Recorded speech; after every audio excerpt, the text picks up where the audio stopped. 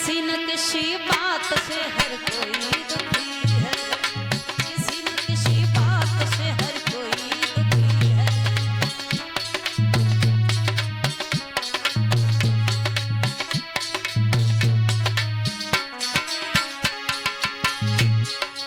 पहलो सुख निरोगी काया, और दूजो सुख होए घर में माया। तीजो सुख होए घर में सुलक्षणी नारी, चौथो सुख सुत आज्ञाकारी। पहला सुख निरोगी काया, प्राणी को सबसे बड़ा सुख है शरीर में कोई बीमारी नहीं है, शरीर में किसी भी प्रकार की परेशानी नहीं है। सबसे बड़ा दुख होता है शरीर का। तो बाबा तुलसीदास कहते हैं पहलो सुख निरोगी काया, दूजो सुख होए घर में माया। क्योंकि समय समय पर हर चीज की आवश्यकता पड़ती है। कोई दुखी संतान को कोई संतान से, कोई दुखी अपमान से, कोई सम्मान से।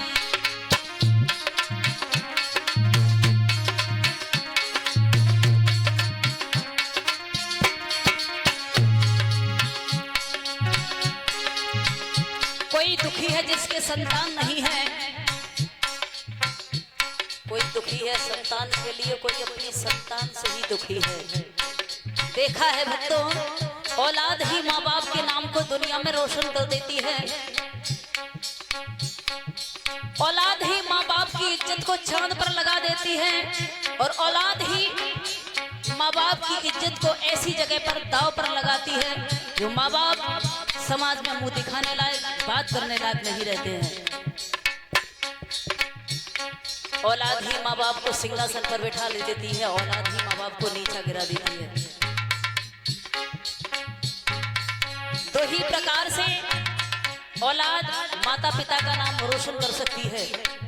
या तो ऐसा काम कर दे औलाद कि सारा संसार बच्चे को याद करे कि फलाने का इंसान बहुत ही, संतान बहुत ही अच्छी है, फलाना इंसान बहुत ही धर्म कार्य करता है, सामाजिक व्यक्ति है। और या फिर औलाद ऐसा काम कर दे जो हवा के समान। आपने देखा है अच्छाइयां बहुत कम उड़ती हैं और बुराइयां हवा के समान ऐसे उड़ जाती हैं, पता ही नहीं चलता है। तो दो ही प्रकार से माँ बाप का नाम औलाद रोशन करती है। या तो धर्म कार्य पर चल जाए या फिर अधर्म कार्य पे चली जाए।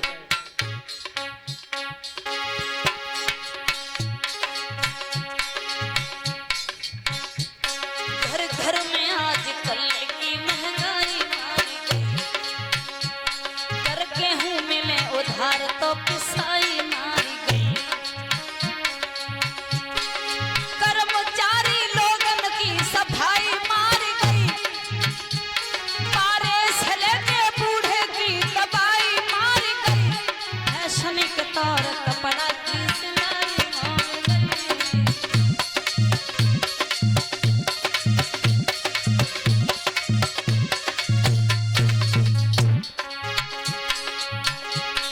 देखा है कोई बीमारी से मर रहा है, कोई बीमारी से दुखी है, कोई परिवारी से, कोई हितू रिश्तेदारी से।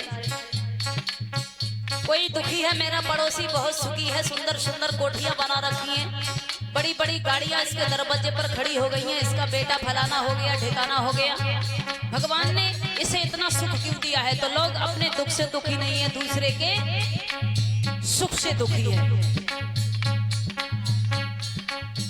लोग दूसरे के सुख से ही दुखी हैं। और आजकल की फैशन का दौर,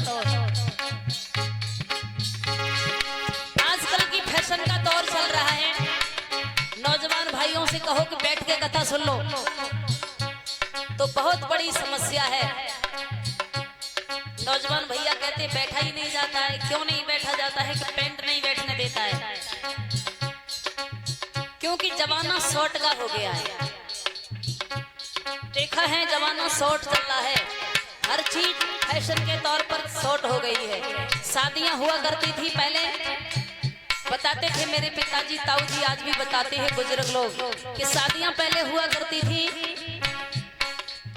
तो बारात 3-3, 4-4 दिन ससुराल में रुकती थी।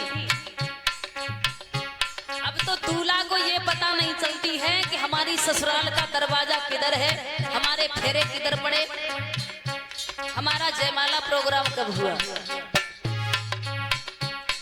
रात्रि ही रात में एक ही घंटे में सब कुछ हो जाता है। शॉर्ट है ना, सब कुछ शॉर्ट चल रहा है। बताते हैं कि पहनाव भी अंतर हो गया है। नौजवान भैया लोग पैंट पहनते हैं, शर्ट पहनते हैं, जैसे कपड़े पहनते हैं। पहले अगर कपड़ा फट जाता था लोग सी करके पहनते नहीं थे, और आजकल की ऐसी फैशन आ रही है कि फटे ही आ रहे हैं दुकान पे से डायरेक्ट। क्या फैशन है, फैशन है ना। आपने देखा होगा पैर से लगा के जंगा तक, यही नहीं पता चलता है क्या फैशन है। ऐसा कपड़ा पहनो जो शरीर तो ना देखे।